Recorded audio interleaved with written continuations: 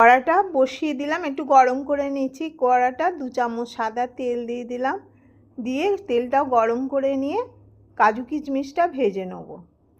ভাজার পর ওটা তুলে রেখে দেবো আলাদা। এবার ওর মধ্যে একটা গাজর ছোট করে কেটে নিয়েছি, ওটা দিয়ে দিলাম। ছোট করে ফুলকপি কেটে নিয়েছি, ওটাও দিয়ে দিলাম। সামান্য নুন দিয়ে একটু ভেজে নেব। ওপর থেকে কড়াইশুঁটি আর একটু দিয়ে দেবো।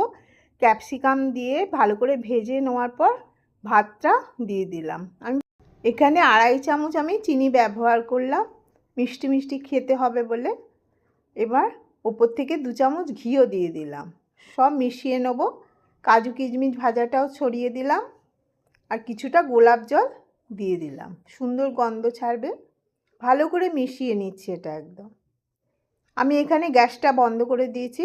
ভালো করে মিশিয়ে নেওয়ার পর কিছুক্ষণ রেখে এটা প্লেটিং করে নিচ্ছি। এটা সব কিছুর সঙ্গে খুবই ভালো লাগে এটা খেতে। এইভাবে প্লেটিং করে নিচ্ছি আমি, দেখুন।